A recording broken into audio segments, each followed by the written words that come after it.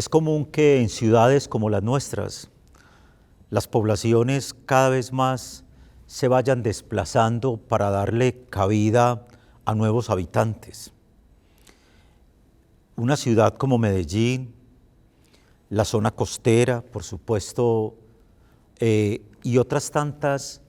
hacen que cada vez más aparezca el tema de la gentrificación. Es decir, cómo en muchas de nuestras poblaciones llegan extranjeros, compran propiedades que sirven o en algunas ocasiones para vivir, otras tantas para veranear, pero a eso hace que el costo socioeconómico, ambiental, el impacto que eso trae vaya en aumento. El tema de la gentrificación, lo que nos ocupa en este espacio de opinión de En Rojo y Negro. Es necesario entonces una reflexión para entender desde los planes de ordenamiento territorial, desde las políticas de Estado, municipales, gubernamentales, pero sobre todo, cómo entender la gentrificación en escenarios en los que cada vez más se asemeja a la estratificación y otra serie de conceptos, el tema que nos ocupa. Pues bien, para entenderlo mejor, la siguiente nota que nos ayudará al respecto.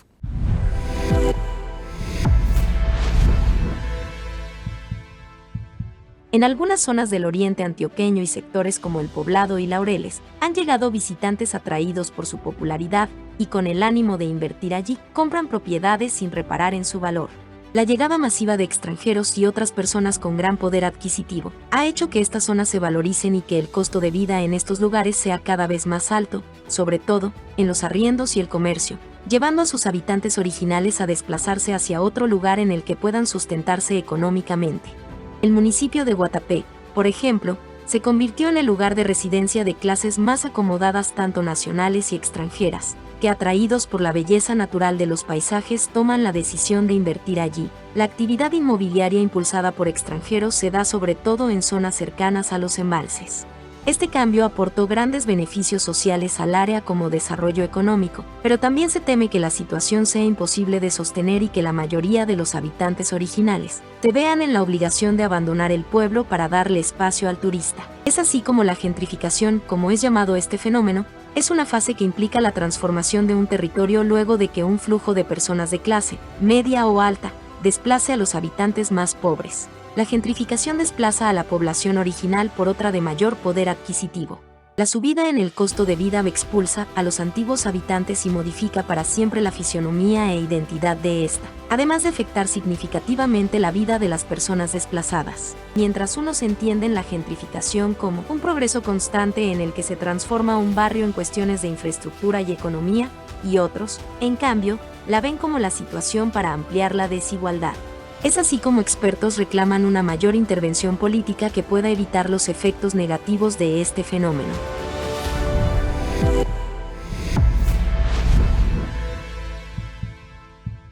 Como acabamos de ver en la nota,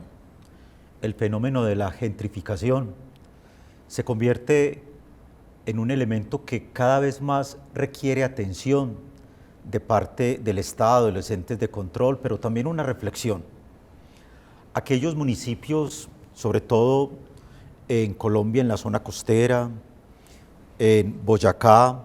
en el oriente antioqueño, en la ciudad de Medellín, cada vez más llegan personas de distintos lugares, sobre todo extranjeros, que a través de la inversión o comprar propiedades van de alguna manera, si me permiten el término, desplazando o llevando a los nativos de esos lugares para otras consideraciones, lo que hace que la gentrificación se convierta en un fenómeno que es preciso,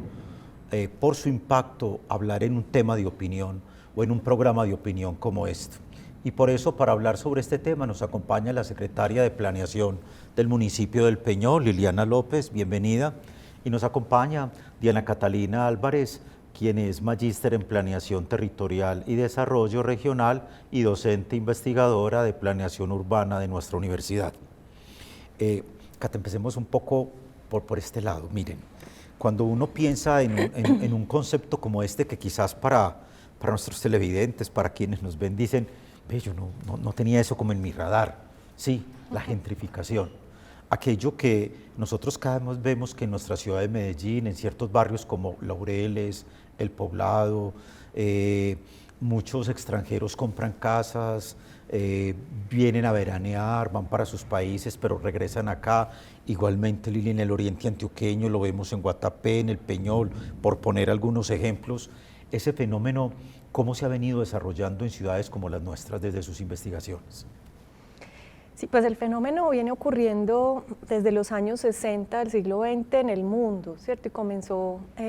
o el término se acuñó en Inglaterra, en Londres. Pero llegar a Colombia y especialmente a Medellín tomó un poquito más de tiempo, ¿cierto? Especialmente en el contexto en que Medellín era una ciudad poco apetecida y poco atractiva para la inversión y para la llegada de visitantes de fuera, ¿cierto? Considerada una ciudad peligrosa. Entonces, en los años 90 comienzan los planes de ordenamiento territorial, se aprueba la ley en el 97, se hace el primer plan de ordenamiento territorial de Medellín en el 99 y se dejan unas grandes áreas donde se pretendía estimular la inversión, ¿cierto? Y que aumentara, digamos, la dinámica inmobiliaria, la dinámica de construcción en la ciudad, por un lado para generar más empleos, por otro lado pues para atender el déficit habitacional. Pero no contábamos con que en ese momento que se estaban haciendo un montón de estrategias para que la ciudad mejorara sus condiciones pues de conflicto y sus condiciones económicas, pues iban a aparecer grandes grupos económicos extranjeros interesados en comprar y en invertir aquí. Entonces eso empieza primero con grandes superficies y luego pues ya con inversiones en edificios de vivienda propiamente. Uno ante ese panorama piensa, a ver,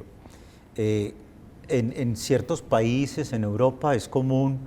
que los gobiernos le den la entrada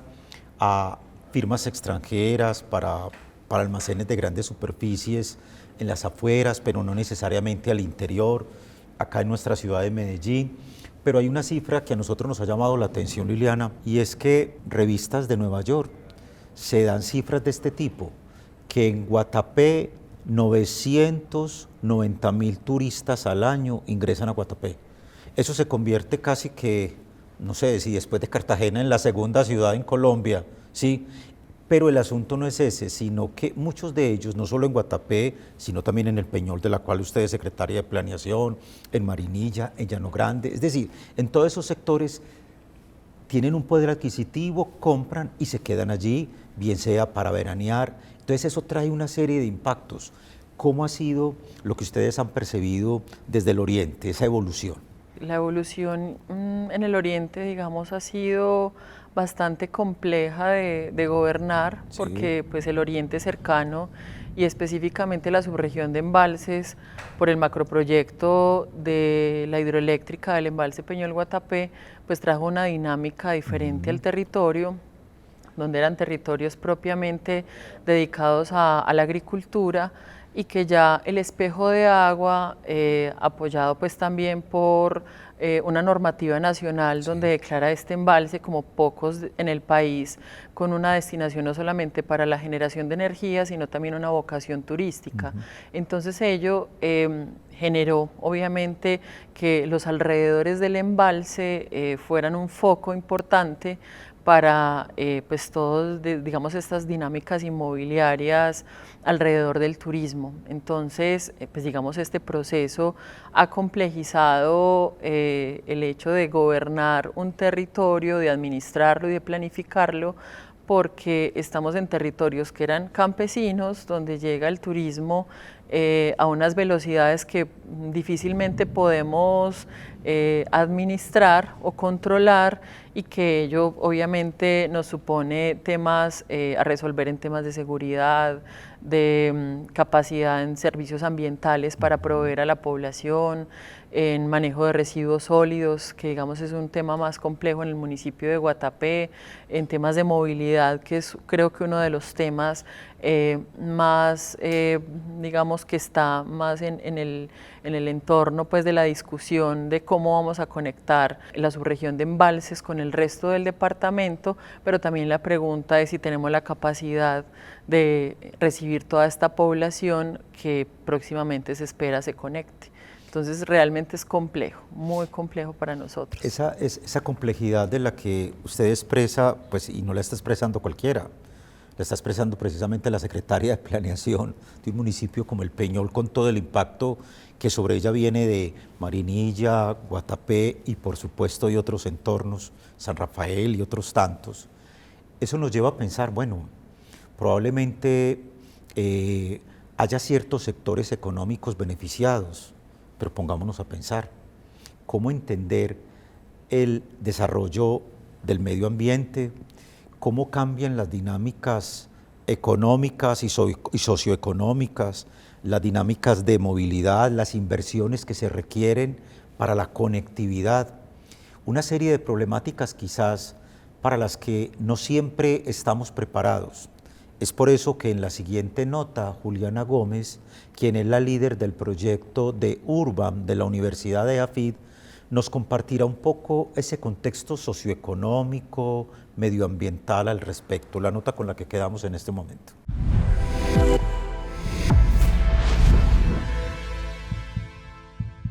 Los principales desafíos del área metropolitana, de los municipios y especialmente de Medellín en términos de gentrificación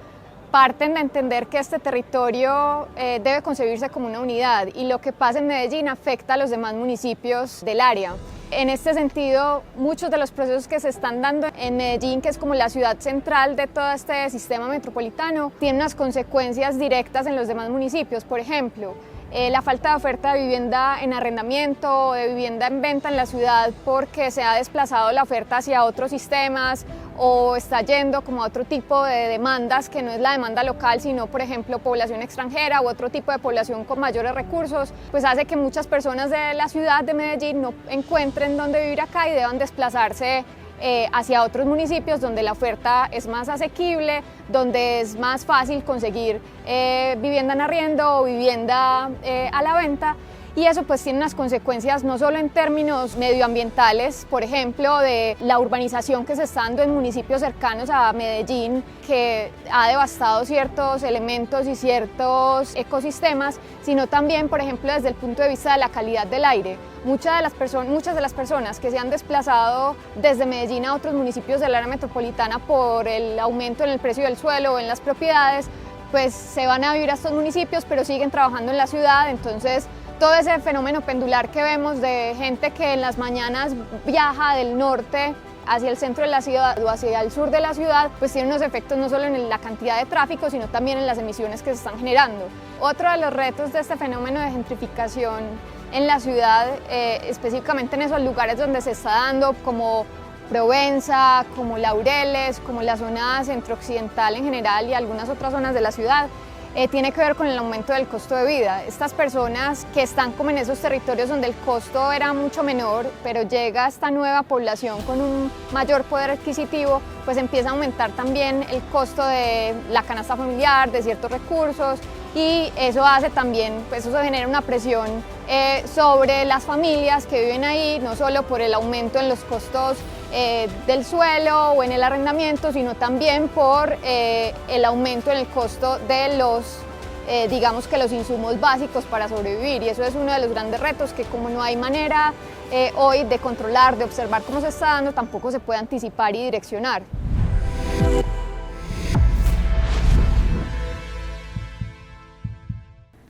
La gentrificación, su problemática, su impacto ambiental, socioeconómico, cultural, pero sobre todo la importancia, Diana Catalina, de que efectivamente los gobiernos, las administraciones puedan establecer proyectos claros donde, pues no sé, creería uno como ciudadano de a pie que cada vez importa menos el nativo, ¿de acuerdo? O sea, el que estuvo allí. Y entonces, por supuesto, para ellos el costo de vida se va a elevar, lo mismo lo que tiene que ver, si hay mejores propiedades, pues por supuesto los impuestos prediales igualmente van a aumentar. Entonces, todo ese impacto ¿cómo lo podemos ir midiendo en términos de lo que los gobiernos de turno podrían apostarle? Sí, ahí hay una, digamos, hay una problemática estructural que tiene que ver con que Colombia sea un país que se estratifica socioeconómicamente a la población urbana, ¿cierto? En el mundo rural eso, digamos, que va avanzando, pero tiene unas condiciones diferentes. Entonces, eso lleva a que cuando hacemos proyectos urbanos de mejoramiento de un sector, se califica como un sector de mayor estrato independientemente de lo que la población realmente gana, ¿cierto? Cuando un sector de la ciudad mejora, expulsa a la población que estaba con un nivel de ingreso menor o que estaba antes, ¿cierto? En unas condiciones de la ciudad. Esto sin hablar de los extranjeros, pues que es un fenómeno, digamos, posterior. Entonces, ahí hay como una contradicción de normas, porque hay una muy bonita que es la de servicios públicos, la ley de servicios públicos, que habla de que se estratifica para hacer una redistribución, es decir, que los estratos más altos pagan una sobretasa a los servicios públicos para subsidiar los servicios públicos de los que ganan menos. Pero esa estratificación socioespacial, digamos, no estaba asociada a la calidad urbanística, sino al nivel de ingreso de las personas. Sin embargo, se aplica, en mi opinión, mal, porque se aplica según la calidad urbanística de la zona sin considerar cuánto gana una familia o si tiene capacidad, pues, de pago. Entonces, inmediatamente el sector, el barrio, mejora sus calidades de jardines, mejores equipamientos, mejores vías, viviendas más dignas, entonces el predial sube, los servicios suben, ¿cierto? Y se estratifica en general. Pienso que una posibilidad sería que se aplique esa estratificación, igualmente pues todos los organismos de control y la DIAN, en fin, saben todo lo que usamos, todo lo que gastamos, todo lo que ganamos, tienen mucha información sobre nosotros. Sería posible aplicarlo según el nivel de ingreso en lugar de la calidad, que castigar, digamos, con mayores tributos urbanos, una zona que tiene calidades urbanísticas y arquitectónicas mejores. Ante ese panorama, ¿cómo nos encontramos hoy en el municipio del Peñol, por ejemplo? Pues en el municipio del Peñol, de alguna manera, estamos viviendo en este momento un poco los efectos de lo que planteaba ahora Catalina. Pues digamos, la estratificación en el área rural, pues no se ha implementado, existe más por la asignación que le dan las empresas prestadoras de servicios, pero sí en temas de la actualización catastral. Creo que eso amerita incluso una discusión a nivel nacional de cuál es el enfoque que va a tener o que van a tener estas metodologías a nivel nacional, de manera que en estos territorios donde la dinámica de la turistificación, de la gentrificación y del mejoramiento de los entornos que suponen una valorización del suelo, van a garantizar que los nativos, que estas personas que tienen unas condiciones de vida con mayor vulnerabilidad, pues no se tengan que desplazar o no sean expulsadas. En el Peñol en este momento estamos aplicando la actualización catastral y pues eso ha generado también mucha inquietud por parte de la comunidad, que incluso estamos en proceso de revisión con catastro departamental porque el valor del suelo, debido a la burbuja inmobiliaria que también está dada por el sector económico, digamos el sector inmobiliario privado, sobre el cual nosotros no tenemos mayor gobernabilidad, entonces genera también unas tensiones. Entonces yo creo que ese es un debate que está abierto. Me parece maravilloso que se esté incluso tratando en este momento, porque creo que la academia y todos los sectores que se preocupan por las dinámicas del territorio se tienen que preguntar, y el gobierno nacional, que es el que expide las normas y las metodologías para poder garantizar el bienestar a la comunidad. Y si a eso le sumamos incluso que el ministro de Hacienda ha ido anunciando que para el próximo semestre habrá una reforma tributaria que él ha llamado departamental, o sea, muy localizada en cada uno de los departamentos, para poder evaluar precisamente eso, cómo se está clasificando, ¿sí? Cómo se está estratificando. Eso nos lleva como a un planteamiento final, Cata, y es, bueno, ante este fenómeno que cada vez más tiende más que a desaparecer, como a continuar y sobre todo a evolucionar. Sí,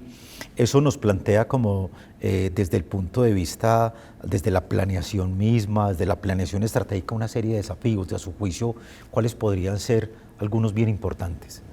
Bueno, además del que mencioné hace un ratico, sí, de esta revisión que además se está emprendiendo, menos mal,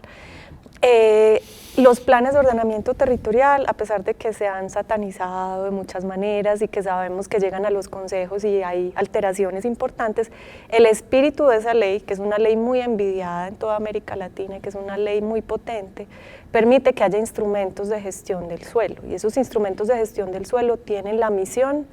de regular el mercado del suelo. Cosa que pocos municipios hacen a pesar de que existe la herramienta, porque tiene costos políticos, ¿cierto? Porque pues pierden votantes, porque, bueno, en fin. Pero existen instrumentos de gestión para regular el mercado del suelo en un país como el nuestro, y esa es una herramienta que yo creo que se ha vendido de alguna manera intencionalmente el POT como el enemigo de las personas para que las personas no lo entiendan a profundidad y no se utilice como debe ser utilizado, pero yo creo que ahí hay cosas importantes. Y la reducción de la desigualdad, porque es que,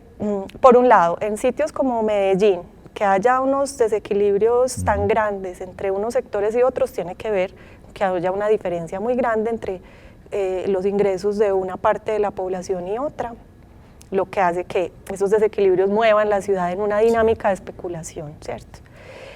Pero en sitios, por ejemplo, con potencial turístico, el turismo, eso está muy estudiado desde las teorías del desarrollo, cuando llega a lugares donde hay precariedad social, pobreza,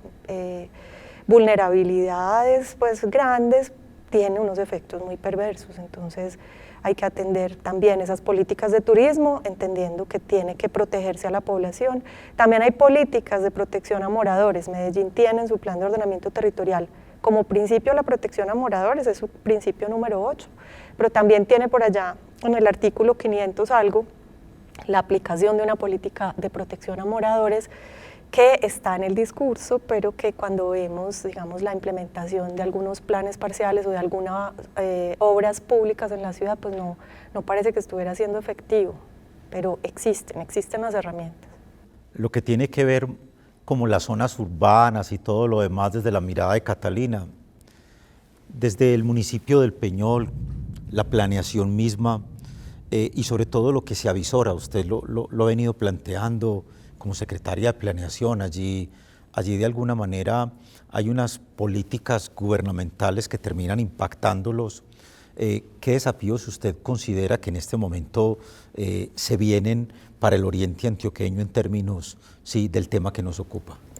Pues yo creo que uno de los desafíos más importantes es lograr una planificación e implementación de la planificación de forma articulada. No solamente cada municipio que tenga su plan y que se apropie de él, sino que podamos hacer un trabajo de región. Por otro lado, creo que también es aprovechar ese capital social que tenemos. Históricamente el oriente antioqueño ha tenido una participación de la comunidad, unos movimientos sociales, y yo creo que se puede consolidar una cultura territorial en pro de una cultura política que permita que salvaguardemos esa cultura, esa identidad ante estos cambios que se están dando y que podremos controlar en algunos aspectos, pero sabemos que en otros no, porque sabemos de esas tensiones históricas entre la planeación y la realidad.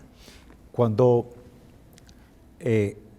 ayudemos a que no se pierda la identidad, a que lo propio de cada región, su ADN permanezca, es evidente que cada vez más estas economías de mercado, economías circulares y cada uno de esos conceptos nos llevan a pensar qué importante es que lleguen a nuestras regiones nuevos actores que dinamicen, pero el asunto de la gentrificación, visto como lo estamos planteando en un espacio de opinión como este, nos tiene que poner a pensar acerca de dónde queda el habitante natural de cada una de nuestras regiones, en las ciudades, en los barrios, en nuestros pueblos. ¿Qué nuevas dinámicas, ante qué nuevas dinámicas tiene que enfrentarse? Y sobre todo, el impacto medioambiental, económico, socioeconómico y, por qué no decirlo, lo que en un momento determinado puede ocasionar en aquellos que, amando su territorio, debieron dejarlo y ahora se enfrentan a nuevas realidades. El tema que nos ha ocupado en este espacio de opinión de En Rojo y Negro, a Diana Catalina Álvarez como docente de toda esa parte de planeación, de urbanismo de nuestra universidad, la secretaria de Planeación, Liliana, del municipio del Peñol, mil gracias, porque a partir de sus aportes podemos irnos generando una idea acerca de la gentrificación y sobre todo su impacto en una sociedad y una cultura como la nuestra. A ustedes los invitamos a que continúen acompañándonos en este espacio de opinión a través de todos los diferentes canales digitales, las redes sociales de nuestra universidad y sobre todo a que la próxima semana nos acompañen con un nuevo tema de interés para todos.